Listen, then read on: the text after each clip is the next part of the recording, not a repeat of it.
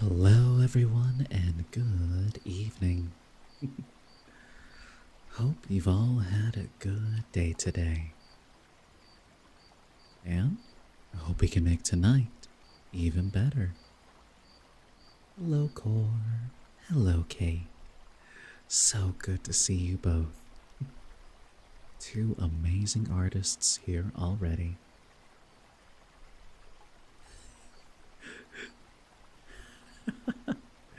I love the hello across the platforms. It's so cute. So, before we get into the swing of things, just wanted to say, a few words about things and stuff and shenanigans and all sorts of generic random words. Because somehow that's just what I like to do. It doesn't help that YouTube inherently has a delay. But when it catches up, oh, it's wonderful. But yeah. Hello and welcome to the first stream as a Twitch affiliate. As Cassian. We hit the number. We made it. I applied. Affiliate is now in place on Twitch. Which of course means... Thank you, Core. Man. I can't believe how quickly it hit, and two, I gotta say, during the Lethal Company stream, Wampus hit me with one heck of an armor-piercing question by asking, "Hey, so what emotes are you going to want to have?" And I'm like, oh, that's right. Time for the surprise. You've been holding on this long? I was wondering why you didn't just post it in the first place. Gotta keep us waiting, I see. But yeah. have to decide what we're gonna have. Yeah, it has to be now. Oh. Thank you, Kate. Gonna have to see what we get. Also, I announced it. And immediately we got 4 subscriptions. And a gift sub. And 100 bits. Oh, I love you all. You're all wonderful. Truly, I am blessed and graced by fantastic people that have come on by. Give you a moment, of course, Core. Take your time. Yesterday was also lots of fun, too. Of course, after the Lethal Company stream, I took some time to celebrate a birthday. And we ended up playing a game all day. All day. And I had taken Monday off in order to have that just be a recovery day. You know, get some sleep, relax, and then as it turned out, go to the final voice acting workshop of the year. And well, what a workshop it was. Now, everyone, of course, was excited as we were told it was going to be one full of Christmas cheer. And we're like, oh, what could it be? You seem very, very excited, Mr. Casting Director. And sure enough, the moment arrives as they start to stand and tell us that this series means so much to them. And while they had groups, like, already kind of set in place, they had a special thing set up where they picked not really a leader, but someone who would be in the quote unquote starring role for a challenge where basically he said, I want these specific people to stand side by side and I will give them their teams. But for those that I'm picking, you will play this specific character. They only have 2 lines, but I'm giving you all a challenge because you're going to have to add in effort noises. Did I not? Did I forget to change it? Oh no, it is Lethal Company. Wampus, thank you. Oh, you can tell I'm tired. Thank you, Wampus.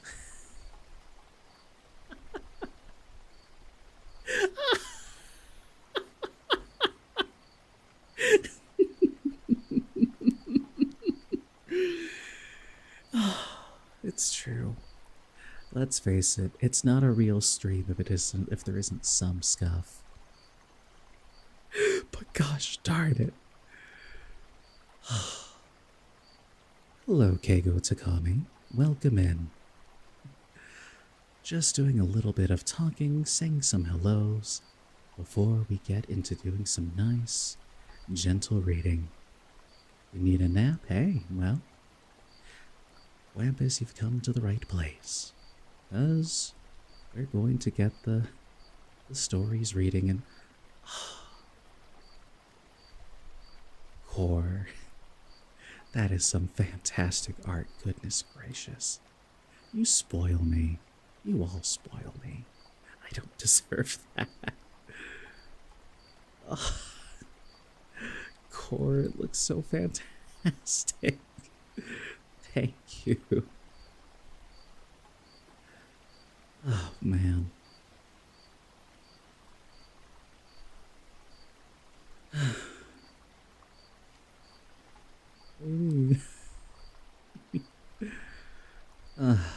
But alright. So yeah. The voice acting workshop went well. Had a good time. And although I didn't win, there's always next year. We can make those jokes now. It's almost next year. Second one is an emote. Thank you, Core. Well, let's start out with a love emote.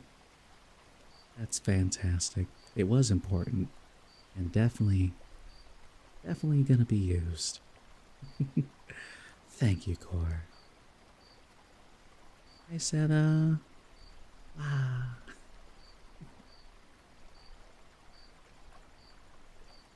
So, now with the brief explanations out of the way, several thank yous.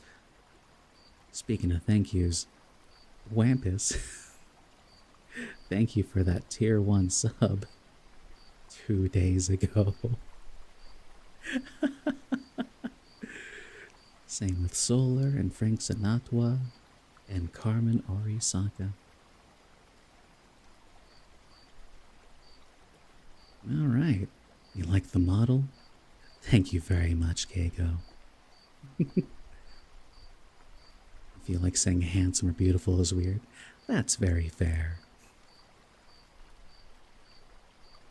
Perhaps someday I will reach the upper echelons of beauty. And I'm kidding. Everyone's free to describe things as they want. Kinda like... Is his name? Yeah, it's Gojo from My Dress Up Darling. I'm cultured. all of them are correct. And plus, let's face it, you see the hair? I really just pulled off that hair flick. Goodness gracious. Alright. We have to start reading. Sorry, I'm having fun. I'm a little loopy. Because I have not had too much sleep. And it's been a long day, but what better way to relax than with some good old reading?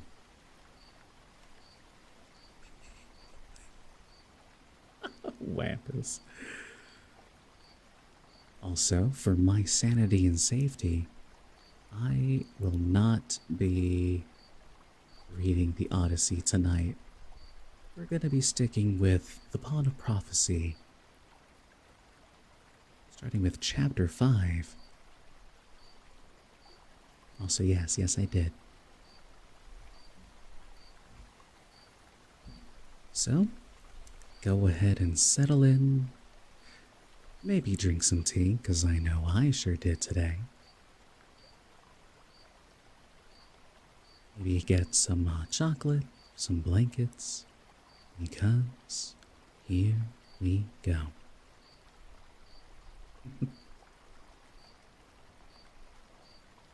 Chapter 5. In mid-autumn that year, when the leaves had turned and the wind had showered them down from the trees like red and gold snow, when evenings were chill and the smoke from the chimneys of Alder's farm rose straight and blue toward the first cold stars in a purpling sky, Wolf returned. He came up the road one gusty afternoon under a lowering autumn sky, with the new fallen leaves tumbling about him and his great dark cloak whipping in the wind. Garion, who had been dumping kitchen slops to the pigs, saw his approach and ran to meet him. You don't have tea or hot cocoa? That's very fine, Kate.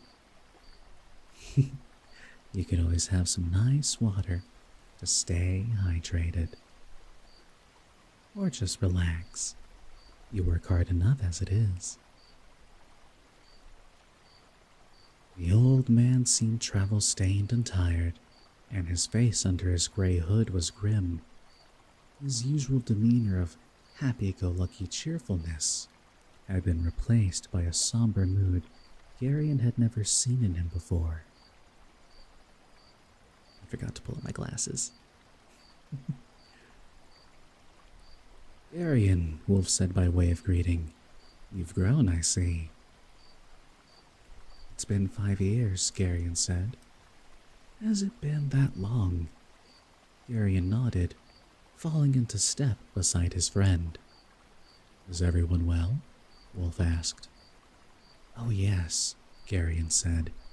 Everything's the same here, except that Breldo got married and moved away, and the old brown cow died last summer. I remember the cow, Wolf said.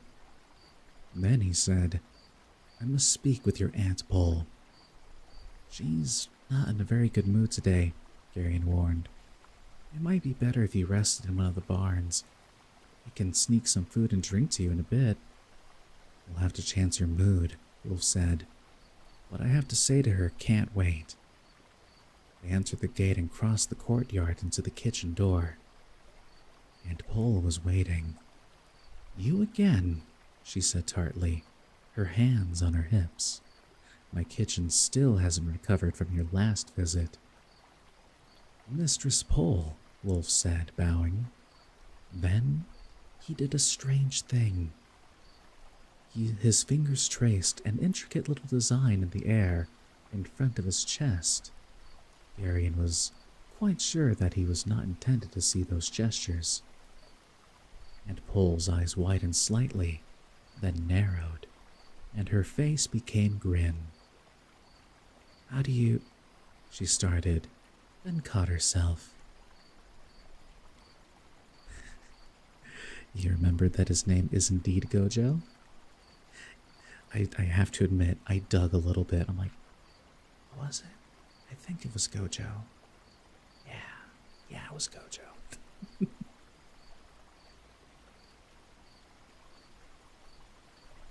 How do you... she started, then caught herself.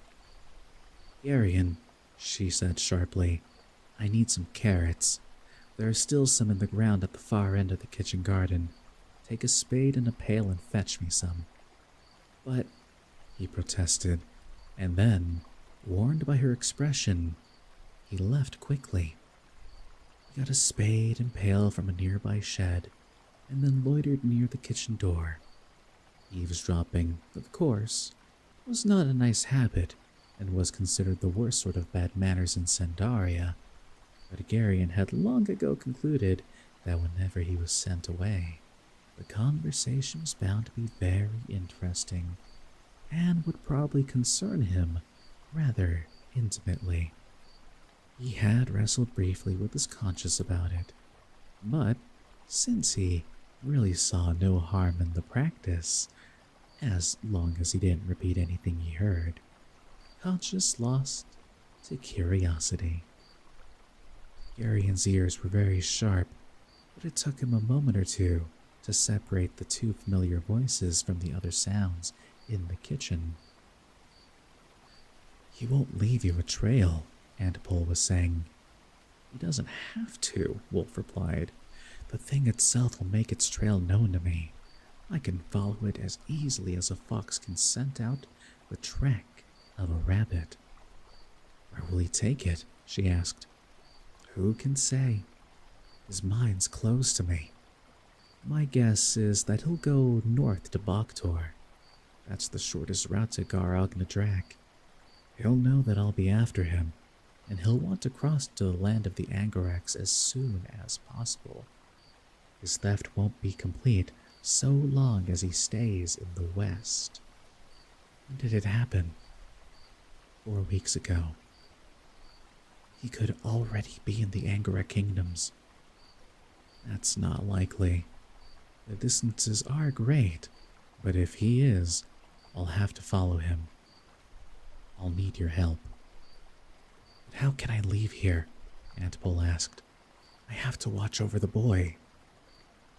Garion's curiosity was becoming almost unbearable. He edged closer to the kitchen door. "The boy'll be safe enough here," Wolf said.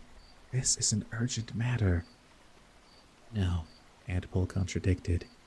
"Even this place isn't safe. Last Aristide, a Murgo and 5 Tholes came here. He posed as a merchant, but he asked a few too many questions." "Hi, Solar. Welcome in. And again, thank you for the sub." "Roblox, huh? Dressed to impress?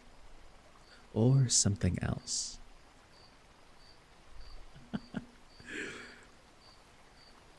"He posed as a merchant. A pizza worker? Nice.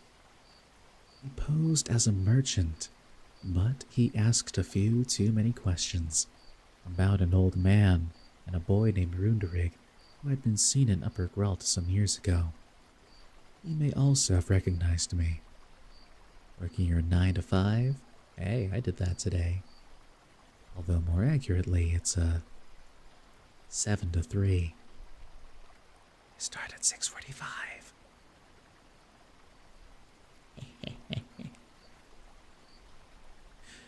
"It's more serious than I thought then," Wolf said thoughtfully. "We'll have to move the boy. We can leave him with friends elsewhere." "No," Antipole disagreed again. "If I go with you, he'll have to go along. He's reaching an age where he has to be watched most carefully." "Don't be foolish," Wolf said sharply. Garion was stunned. Nobody talked to Aunt Pole that way. "It's my decision to make," Antipole said crisply. "We all agreed that he was to be in my care until he was grown. I won't go unless he goes with me." Garion's heart leaped. "Hi, Jam Jam. You would show your pizza boxing skills, but you can't interrupt story time." "That's alright. You can post videos and screenshots in the Discord. You know what to do. Did you miss the Odyssey? Well, no. But for my sanity, I was gonna save that for another day. Because the sleepy part isn't for you guys. The sleepy is me." And the Odyssey is hard to read sometimes. But that just means we'll read more of it another day.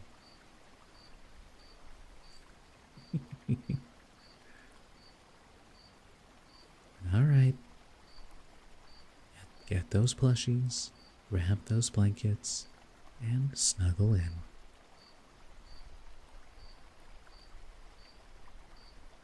Arian's heart leaped.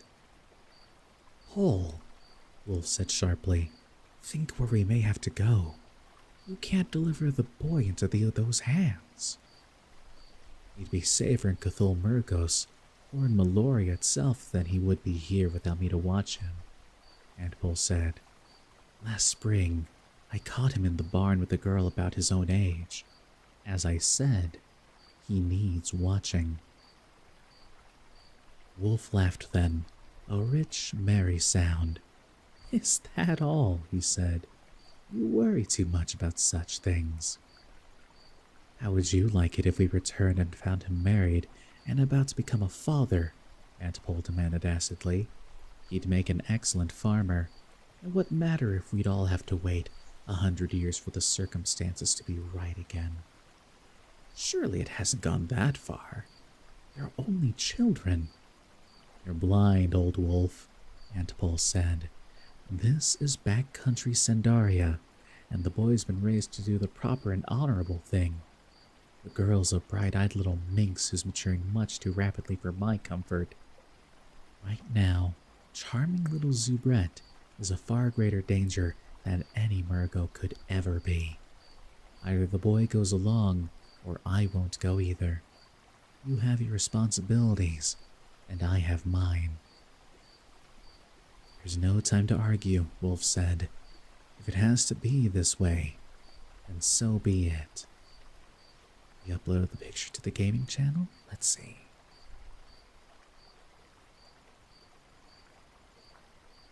Nice. Employee of the month. Well done. Well done.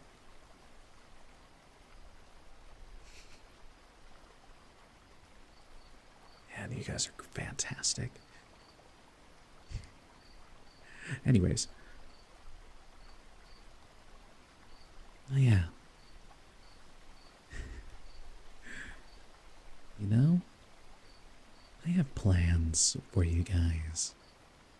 Many, many plans. With affiliate comes more power, and with more power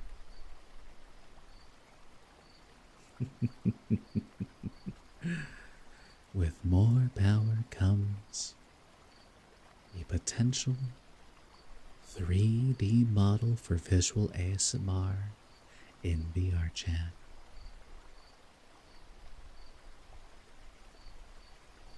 Just think of the possibilities then. Anyways, that'll be fun for later.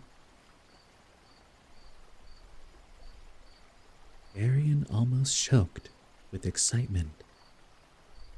He felt only a passing, momentary pang at leaving Zubret behind.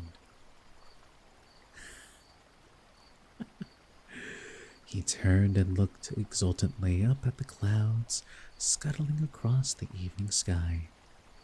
And, because his back was turned, he did not see Antpol approach through the kitchen door. The garden, as I recall, lies beyond the south wall, she pointed out. Arian started guiltily.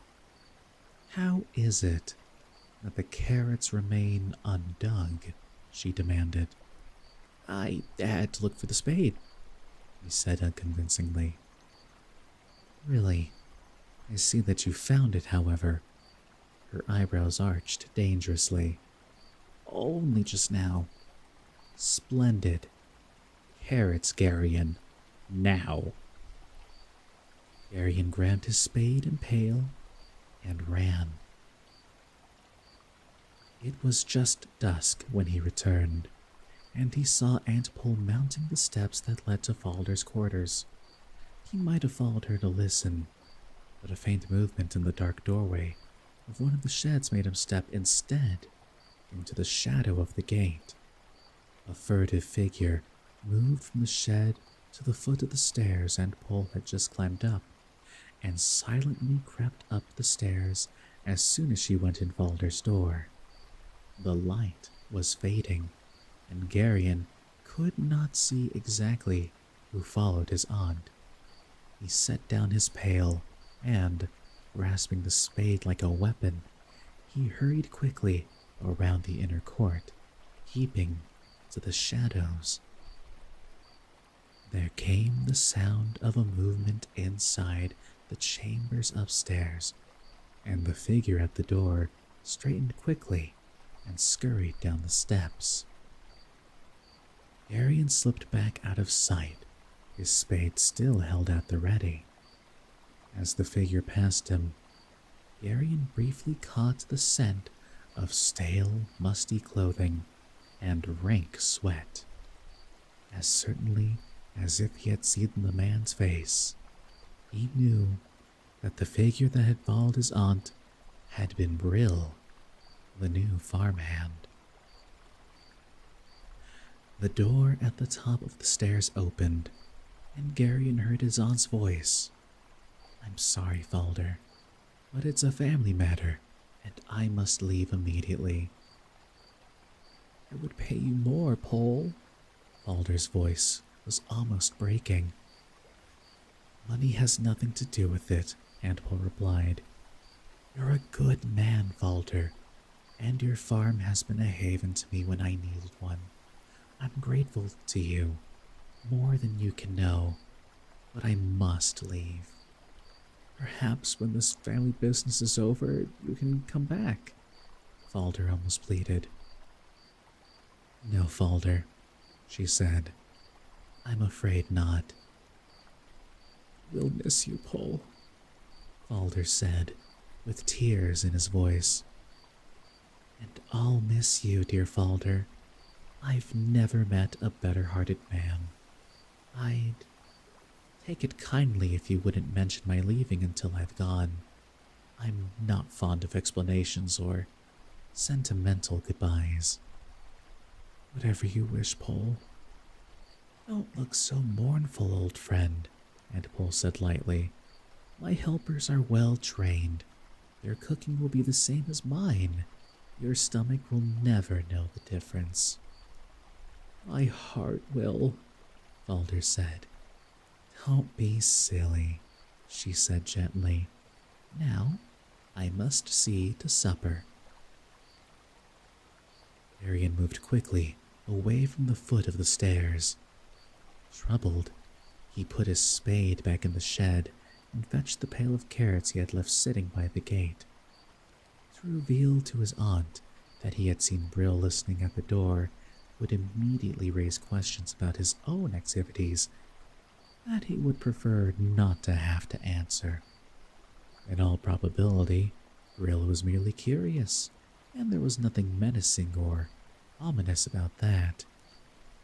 To observe the unsavory Brill duplicating his own seemingly harmless pastime, however, made Garion feel quite uncomfortable, even slightly ashamed of himself.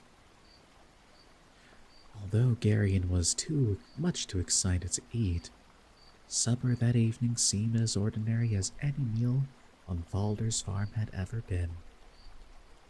Garion covertly watched sour-faced Brill, but the man showed no outward sign of having in any way been changed by the conversation he had gone to so much trouble to overhear.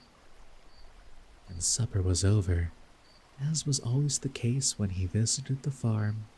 Mr. Wolf prevailed upon to tell a story.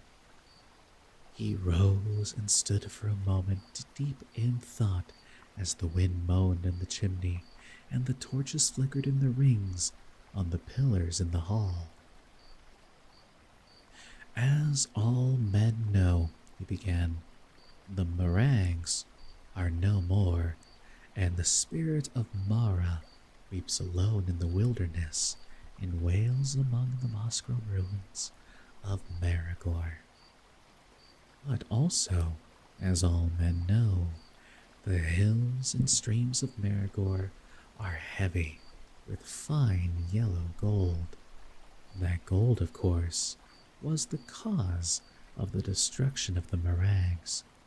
When a certain neighboring kingdom became aware of the gold, the temptation became too great, and the result, as it almost always is when gold is at issue between kingdoms, was war. The pretext for the war was the lamentable fact that the Marags were cannibals.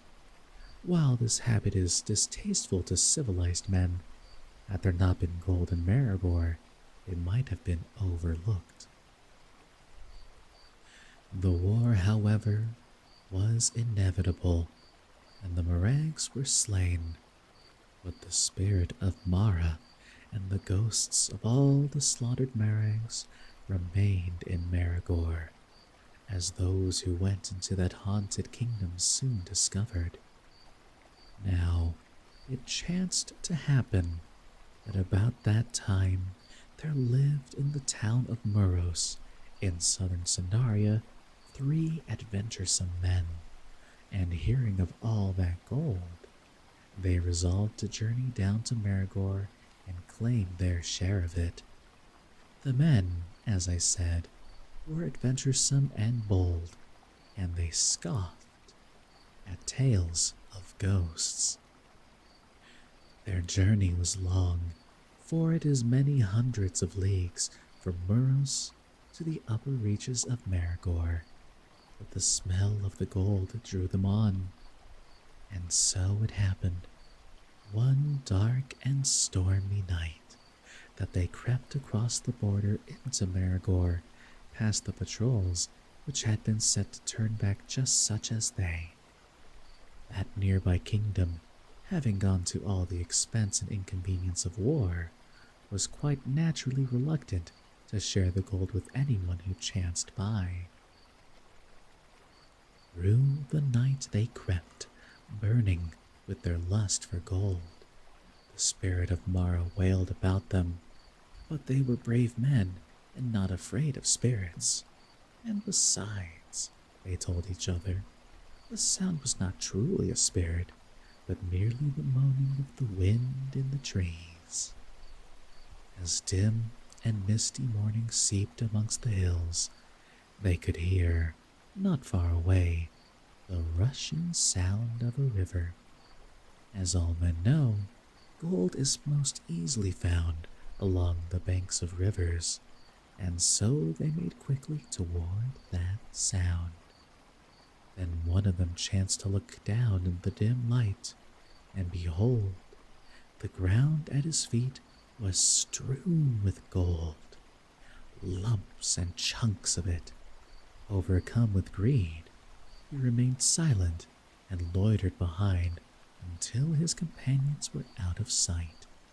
Then he fell to his knees and began to gather up gold as a child might pick up flowers. He heard a sound behind them, and he turned. What he saw it is best not to say. Dropping all his gold, he bolted. Now, the river they had heard cut through a gorge just about there, and his 2 companions were amazed to see him run off the edge of that gorge, and even continued to run as he fell, his legs churning insubstantial air. Then they turned, and they saw what had been pursuing him. One went quite mad, and leaped with a despairing cry into the same gorge. Hello from Indonesia, wow!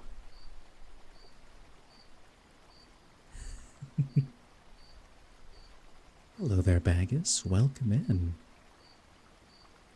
Wow, hello from Indonesia. That's amazing to me, honestly. Well, welcome in. Hopefully you can find a nice time to relax for a while. What time is it over there? I should look.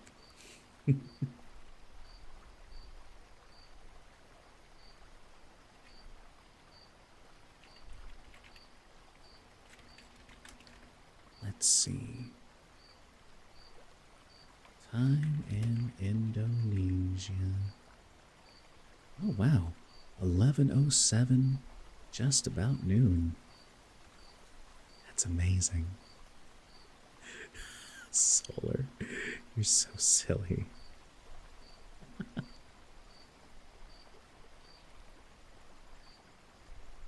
One went quite mad and leaped with a despairing cry into the same gorge which had just claimed his companion. But the third adventurer, the bravest and boldest of all, told himself that no ghost could actually hurt a living man, and stood his ground. That, of course, was the worst mistake of all. The ghosts encircled him as he stood bravely, certain that they could not hurt him. Mr. Wolf paused and drank briefly from his tankard.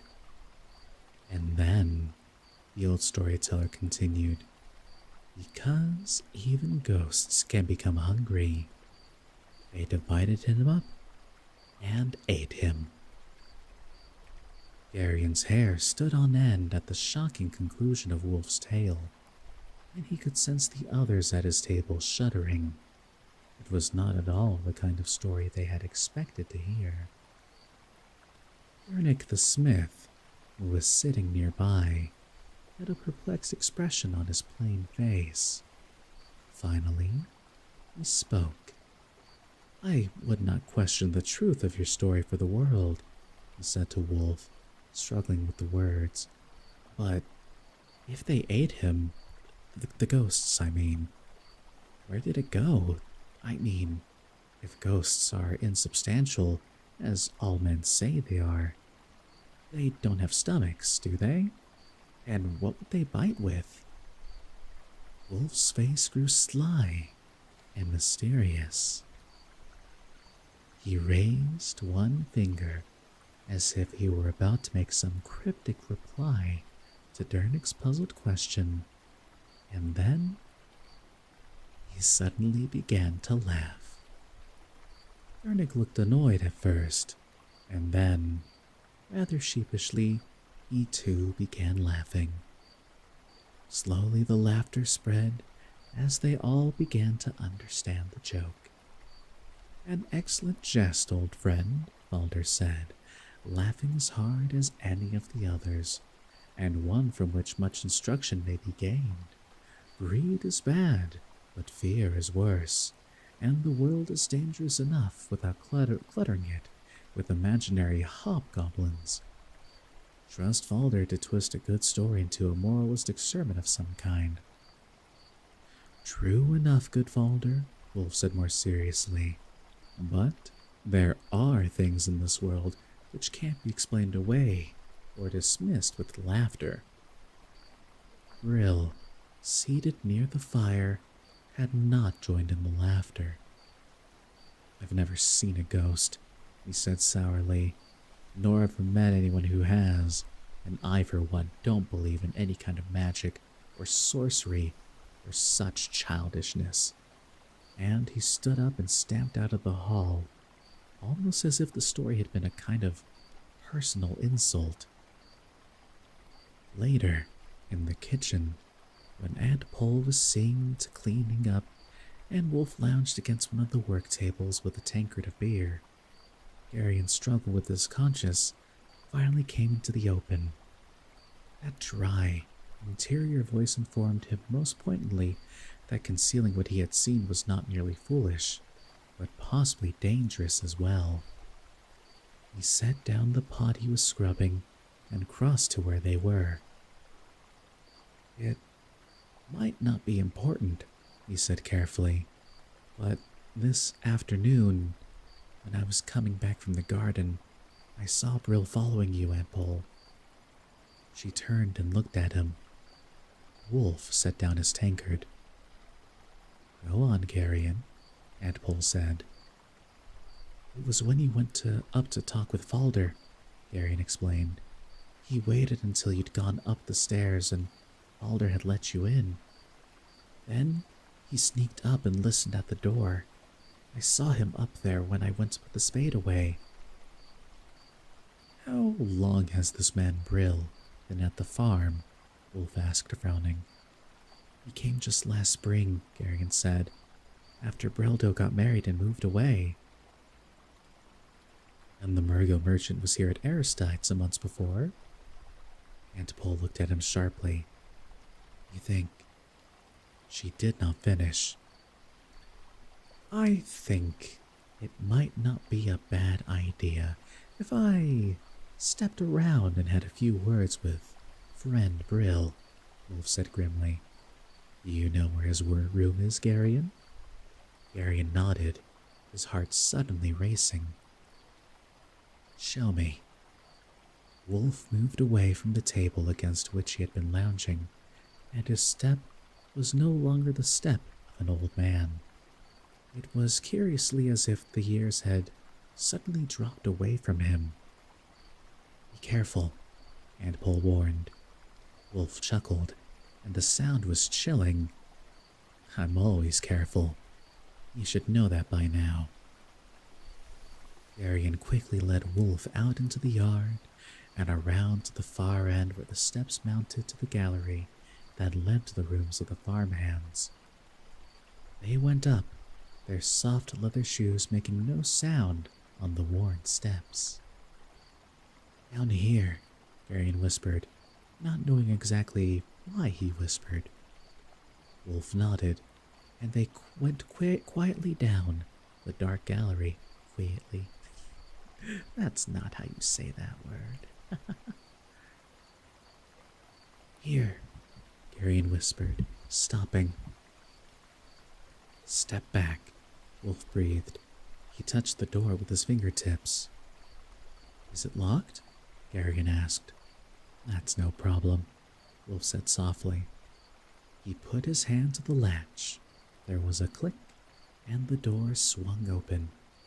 Wolf stepped inside, with Garion close behind.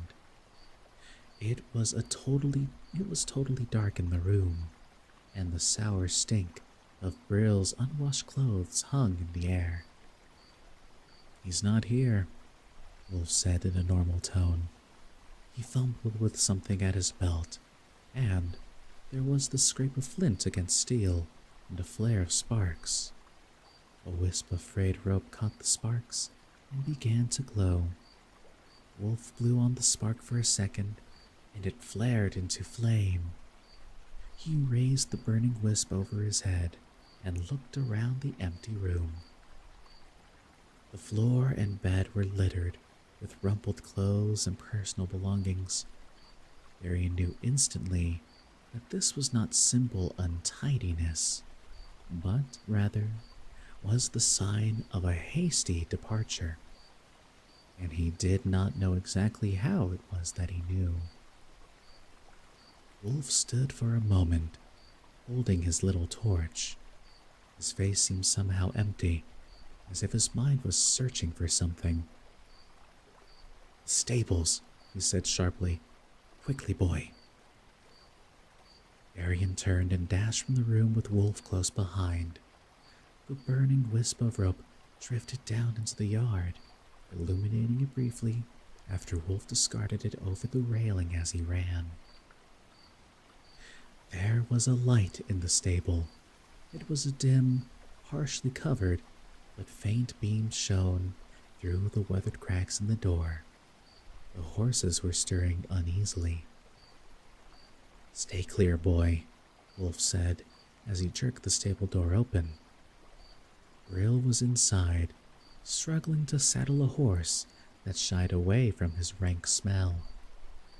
Leaving Brill? Wolf asked, stepping to the doorway with his arms crossed. Brill turned quickly, crouched, and with a snarl on his unshaven face, his off-center eye gleamed whitely in the half-muffled light of the lantern hanging from a peg on one of the stalls, and his broken teeth shone behind his pulled-back lips. A strange time for a journey. Wolf said dryly. Don't interfere with me, old man, Brill said, his tone menacing. You'll regret it.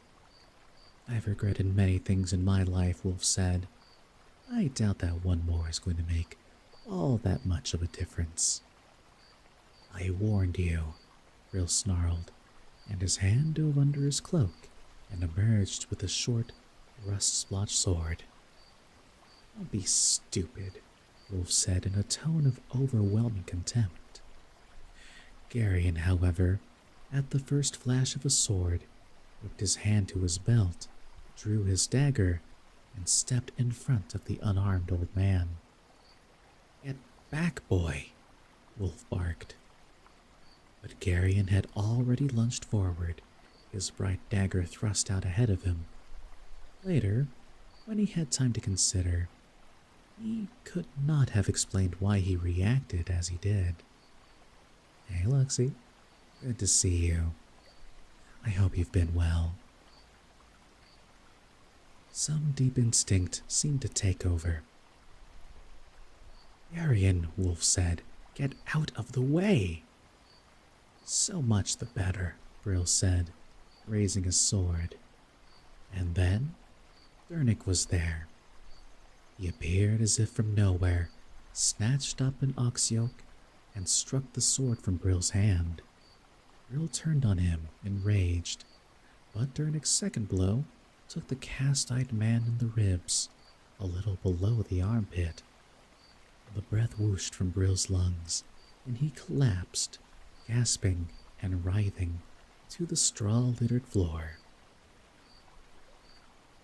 For shame, Garyon, Durnick said reproachfully. I didn't make that knife of yours for this kind of thing. He was going to kill Mr. Wolf, Garyon protested. Never mind that, Wolf said, bending over the gasping man on the floor of the stable. He searched Brill roughly and pulled a jingling purse out from under his stained tunic. He carried the purse to the lantern and opened it. That's mine, Brill gasped, trying to rise. Durnick raised the ox yoke, and Brill sank back again. A sizable sum for an ordinary farmhand to have, friend Brill, Wolf said, pouring the jingling coins from the purse into his hand. How did you manage to come by it? Brill glared at him. Garyon's eyes grew wide at the sight of the coins. He had never seen gold before. You don't really need to answer, friend Brill, Wolf said, examining one of the coins. Your gold speaks for you. He dumped the coins back into the purse and tossed the small leather pouch back to the man on the floor. Brill grabbed it quickly and pushed it back inside his tunic. I'll have to tell Falter of this, Durnick said. No, Wolf said. It's a serious matter, Durnick said. A bit of wrestling or a few blows exchanged is one thing, but drawing weapons is quite another. There's no time for all that, Wolf said, taking a piece of the harness strap from a peg on the wall. Tie his hands behind him, and we'll put him in one of the grain bins. Someone will find him in the morning. Durnick stared at him. Trust me, Goodman Durnick, Wolf said. The matter's urgent. Tie him up and hide him someplace. Then come to the kitchen. Come with me, Garyon. And he turned and left the stable. And Pole was pacing her kitchen nervously when they returned. Well, she demanded. He was trying to leave, Wolf said. He stopped him. Did you... She left it hanging. No. He drew a sword, but Durnick happened to be nearby and knocked the belligerence out of him. The intervention was timely. Your cub here was about to do battle. That little dagger of his is a pretty thing, but not really much of a match for a sword. Aunt Pole turned on Garyon, her eyes ablaze. Garyon prudently stepped back out of reach. There's no time for that, Wolf said, retrieving the tankard he had set down before leaving the kitchen. Brill had a pouch full of good red Angarek gold. The Murgos have set eyes to watching this place. I'd wanted to make our going less noticeable, but since we're already being watched, there's no point in that now. Gather what you and the boy are likely to need. I want a few leagues between us and Brill before he manages to free himself.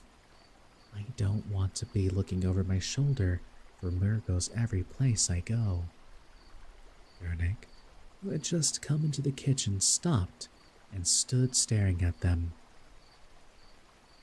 Things aren't what they seem here, he said. What manner of folk are you? And how is it that you have such dangerous enemies? It's a long story, good Durnick, Wolf said, but I'm afraid there's no time to tell it now. Make our apologies to Falder, and see if you can't detain Brill for a day or so. I'd like our trail to be quite cold before he and his friends try to find it. Someone else is going to have to do that, Durnick said slowly. I'm not sure what this is all about, but I am sure that there's dangers involved in it. It appears I'll have to go with you, at least until I've gotten you safely away from here. And Pole suddenly laughed. You, Durnick?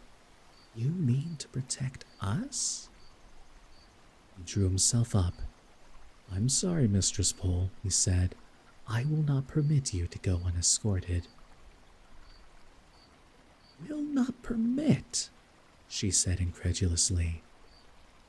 Very well, Wolf said, a sly look on his face. Have you totally taken leave of your senses? Aunt Pole demanded, turning on him. Durnick's shown himself to be a useful man, Wolf said. If nothing else, he'll give me someone to talk with along the way. Your tongue's grown sharper with the years, Pole, and I don't relish the idea of 100 leagues or more with nothing but abuse for companionship. I see that you finally slipped into your dotage, old wolf, she said acidly. That's exactly the sort of thing I meant, Wolf replied blandly. Now gather a few necessary things and let's be away from here. The night's passing rapidly.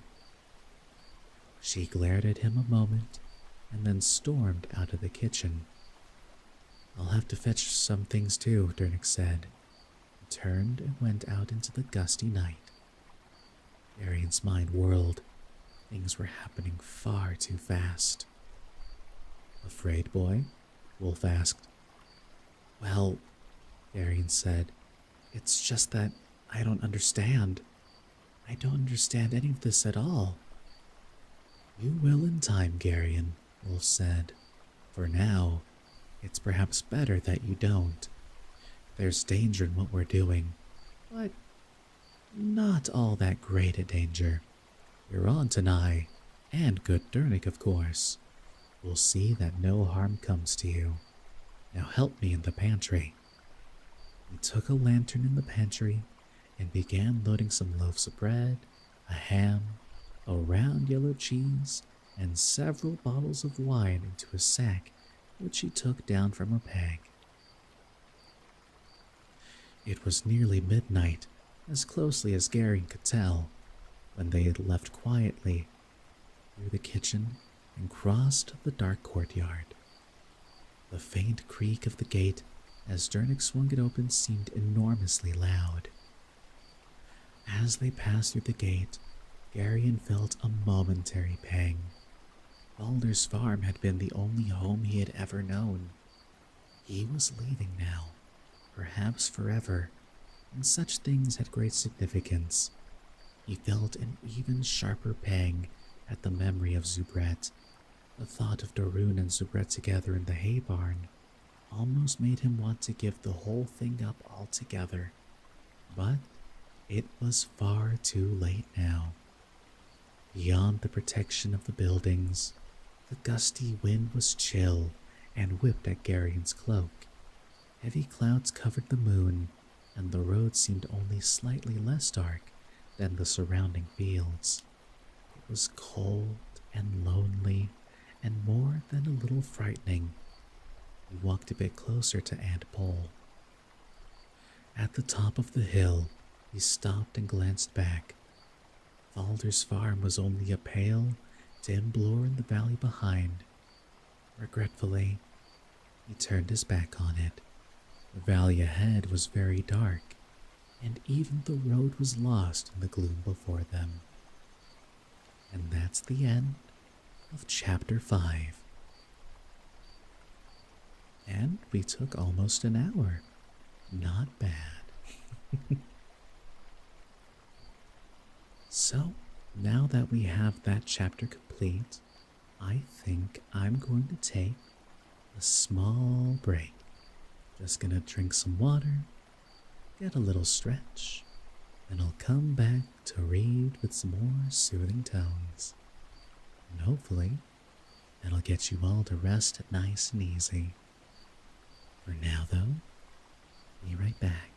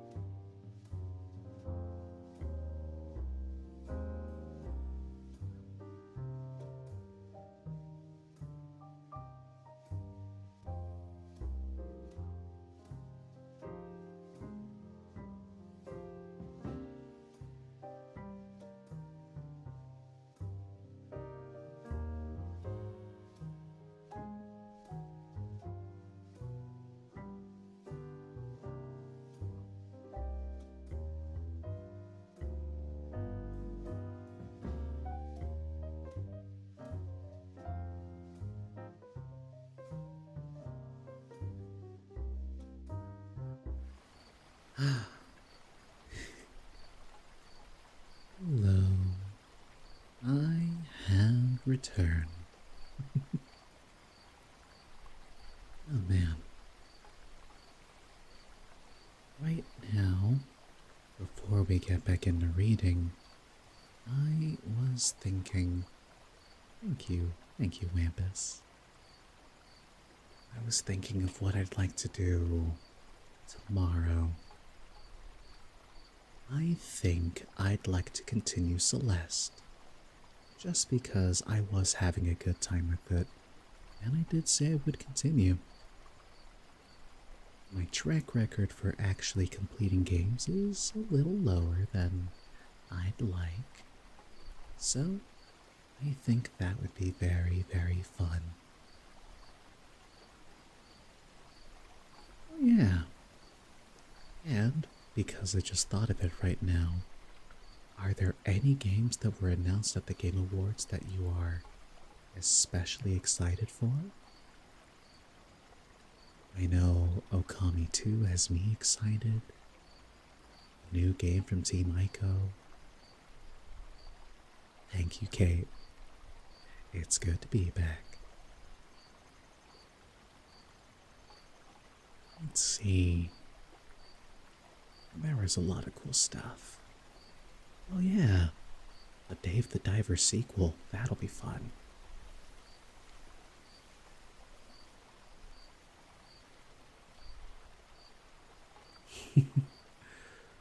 Next year will be exciting.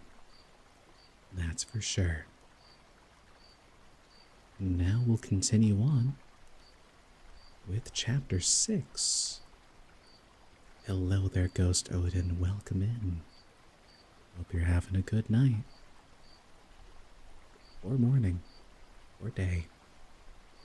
Could be anywhere in the world right now. Ah, yeah. The Witcher 4. That's also going to be super good. That's for sure. And now, Chapter 6. Get nice and cozy if you're not already. Here we go. They had walked for miles. How many Garion could not say. He nodded as he walked, and sometimes stumbled over unseen stones on the dark road. More than anything now, he wanted to sleep. His eyes burned, and his legs trembled on the verge of exhaustion. At the top of another hill, there always seemed to be another hill, but that part of Sindaria was folded like a rumpled cloth. Mr. Wolf stopped and looked about, his eyes searching the oppressive gloom. "We turn aside from the road here," he announced. "Is that wise?" Durnick asked. "There are woods here about, and I've heard that there may be robbers hiding there. Even if they aren't any robbers, aren't we likely to lose our way in the dark?" He looked up at the murky sky, his plain face dimly seen troubled. "I wish there was a moon."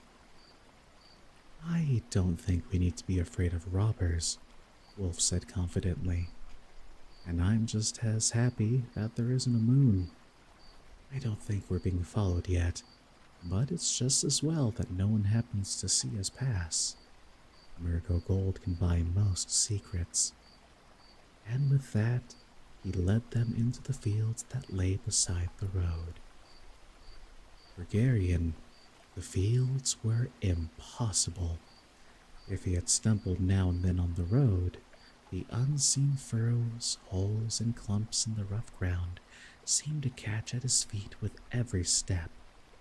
At the end of a mile, when they almost reached the black edge of the woods, he was almost ready to weep with exhaustion. "How can we find our way in there?" he demanded, peering into the utter darkness of the woods. "There's a woodcutter's track not far to the side," Wolf said, pointing. "We only have a little farther to go." And he set off again, following the edge of the dark woods, with Garion and the others stumbling along behind him. "Here we are," he said finally, stopping to allow them to catch up. "Hi, Jam Jam." Rawr. "It's going to be very dark in there, and the track isn't wide. I'll go first, and the rest of you follow me." "I'll be right behind you, Garion," Durnick said. "Don't worry. Everything will be all right." There was a note in the smith's voice, however, that hinted that his words were more to reassure himself than to calm the boy. It seemed warmer in the woods. The trees sheltered them from the gusty wind, but it was so dark that Garion could not understand how Wolf could possibly find his way. A dreadful suspicion grew in his mind that Wolf actually did not know where he was going, and was merely floundering along blindly, trusting to luck. "Stop," a rumbling voice suddenly, shockingly said directly up ahead of them. Garion's eyes, accustomed slightly now to the gloom of the woods, saw a vague outline of something so huge that it could not possibly be a man. "A giant!" he screamed in a sudden panic. Then, because he was exhausted, and because everything that had happened that evening had simply piled too much upon him all at one time, his nerve broke and he bolted into the trees. "Garion!" Aunt Pole's voice cried out after him. "Come back!" But panic had taken hold of him. He ran on, falling over roots and bushes, crashing into trees, and tangling his legs in brambles. It seemed like some endless nightmare of blind flight. He ran full tilt into a low-hanging, unseen branch, and sparks flared before his eyes with the sudden blow to his forehead. He lay on the damp earth, gasping and sobbing, trying to clear his head. And then there were hands on him, horrid, unseen hands. 1,000 terrors flashed through his mind at once, and he struggled desperately, trying to draw his dagger. "Oh no," a voice said. "None of that, my rabbit." His dagger was taken from him. "Are you going to eat me?" Garion babbled, his voice breaking. His captor laughed.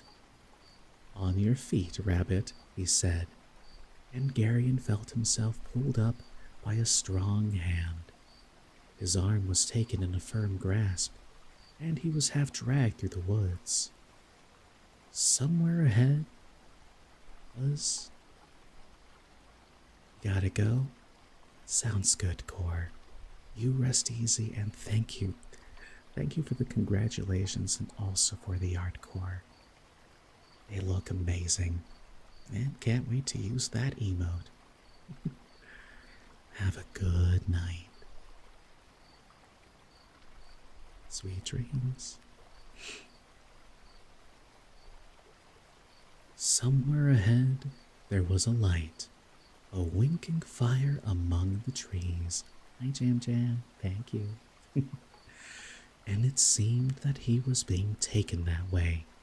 He knew that he must think, must devise some means of escape, but his mind, stunned by fright and exhaustion, refused to function.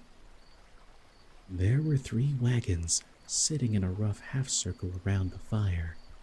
Vernick was there, and Wolf and Aunt Pole, and with them a man so huge that Garion's mind simply refused to accept the possibility that he was real.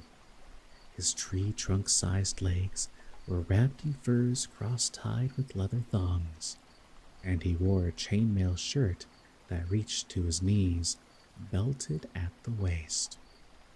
From the belt hung a ponderous sword on one side and a short-handled axe on the other.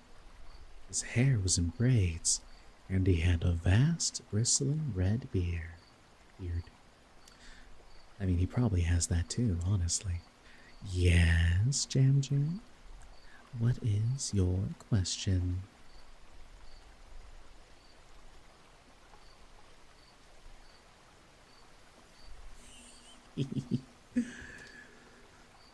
As they came into the light. What a sweet question. We'll talk about it later. As they came into the light, Garion was able to see the man who had captured him. He was a small man, scarcely taller than Garion himself, and his face was dominated by a long, pointed nose. His eyes were small and squinted, and his straight black hair was raggedly cut. The face was not the sort to inspire confidence, and the man's stained and patched tunic and short, wicked-looking sword did little to contradict the implications of the face. "Here's our rabbit," the small, weasel-like man announced as he pulled Garion into the circle of the firelight. "And a merry chase he led me to." Aunt Pole was furious. "Don't you ever do that again," she said sternly to Garion. "Not so quick, Mistress Pole," Wolf said. "It's better for him to run than to fight just yet. Until he's bigger, his feet are his best friends." "Have we been captured by robbers?" Garion asked in a quavering voice. "Robbers?" Wolf laughed. "What a wild imagination you have, boy. These two are our friends." "Friends?" Garion asked doubtfully, looking suspiciously at the red-bearded giant and the weasel-faced man beside him. "Are you sure?" The giant laughed then too, his voice rumbling like an earthquake. "The boy seems mistrustful," he boomed.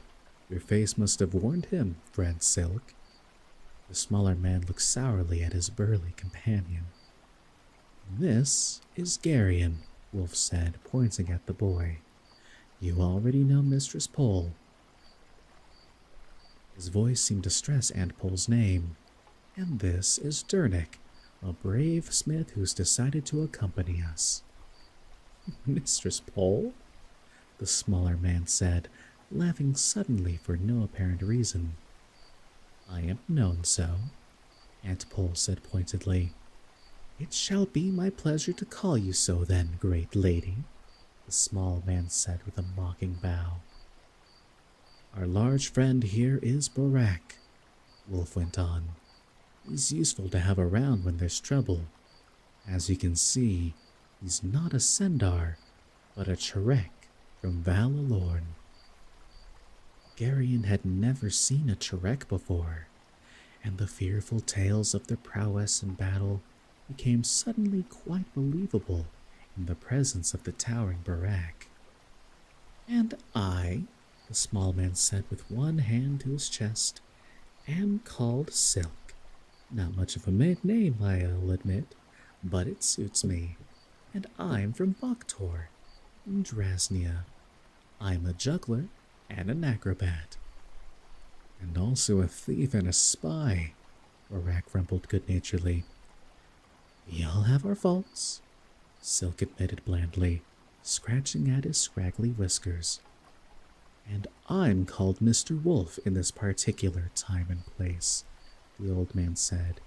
"I'm rather fond of the name, since the boy there gave it to me." "Mr. Wolf?" Silk asked, and then he laughed again. "What a merry name for you, old friend."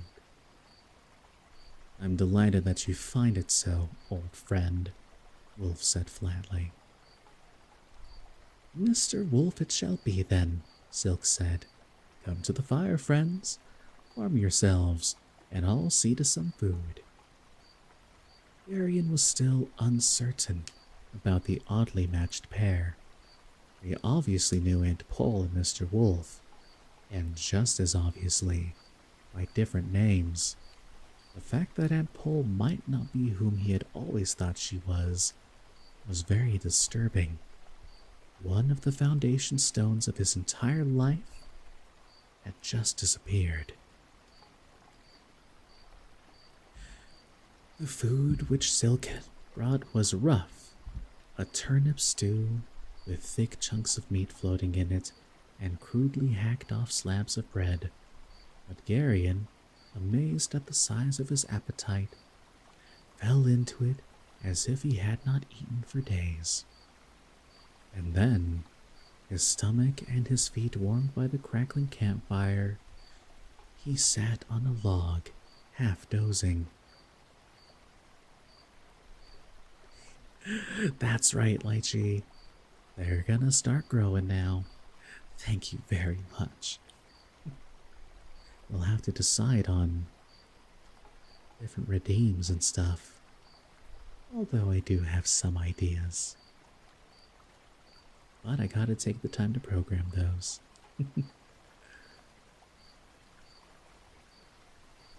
We'll get there. What now, old wolf? He heard Aunt Pole ask. What's the idea behind these clumsy wagons? A brilliant plan, Wolf said, even if I do say so myself. There are, as you know, wagons going every which way in Sandaria at this time of the year. Harvests are moving from field to farm, from farm to village, and from village to town. Nothing is more unremarkable in Sandaria than wagons. They're so common that they're almost invisible. This is how we're going to travel. We're now honest freight haulers. We're what? Aunt Pole demanded. Wagoneers, Wolf said expansively. Hard-working transporters of the goods of Sandaria, out to make our fortunes and seek adventure, bitten by the desire to travel, incurably infected by the romance of the road. Have you any idea how long it takes to travel by wagon? Aunt Pole asked. 6 to 10 leagues a day, he told her. Slow, I'll grant you, but it's better to move slowly than to attract attention. She shook her head in disgust. Where first, Mr. Wolf? Silk asked. To Doreen, Wolf announced. If the one we're following went to the north, he'll have to have passed through Doreen on his way to Boktor and beyond. And what exactly are we carrying to Doreen? Aunt Pole asked. Turnips, great lady, Silk said. Last morning, my large friend and I purchased 3 wagon loads of them in the village of Winold. Turnips? Aunt Pole asked in a tone that spoke volumes. Yes, great lady, turnips, Silk said solemnly. Are we ready then? Wolf asked. We are, the giant Barak said shortly, rising with his mail shirt clinking. We should look the part, Wolf said carefully, eyeing Barak up and down. Your armor, my friend, is not the sort of garb an honest wagoner would wear. I think you should change it for stout wool. Barak's face looked injured. I could wear a tunic over it, he suggested tentatively. You rattle, Silk pointed out, and armor has a distinctive fragrance about it. From the downwind side, you smell like a rusty ironworks, Barak. I feel undressed without a mail shirt, Barak complained. We must all make sacrifices, Silk said. Grumbling, Barak went to one of the wagons, jerked out a bundle of clothes, and began to pull off his mail shirt. His linen undertunic bore large, reddish rust stains. That's how you say that one. I'd change tunics as well, Silk suggested. Your shirt smells as bad as the armor. Barak glowered at him. Anything else? He demanded. I hope for decency's sake you don't plan to strip me entirely. Silk laughed. Barak pulled off his tunic. His torso was enormous and covered with thick red hair. You look like a rug, Silk observed. I can't help that, Barak said. Winters are cold in Turek, and the hair helps me stay warm. He put on a fresh tunic. It's just as cold in Dresnia, Silk said. Are you absolutely sure Your grandmother didn't dally with a bear during one of those long winters? Someday your mouth is going to get you into a great deal of trouble, friend Silk, Barak said ominously. Silk laughed again. I've been in trouble most of my life, friend Barak. I wonder why, Barak said ironically. I think all this could be discussed later, Wolf said pointedly. I'd like to be away from here before the week's out, if I can. Of course, old friend, Silk said, jumping up. Barak and I can amuse each other later. 3 teams of steady horses were picketed nearby, and they all helped to harness them to the wagons. I'll put out the fire, Silk said, and fetched 2 pails of water from a small brook that trickled nearby. The fire hissed when the water struck it, and great clouds of steam boiled up towards the low-hanging tree limbs. We'll lead the horses to the edge of the wood, Wolf said. I'd rather not pick my teeth on a low branch. The horses seemed almost eager to start, and moved without urging along the narrow track through the dark woods. They stopped at the edge of the open fields, and Wolf looked around carefully to see if anyone was in sight. I don't see anybody, he said.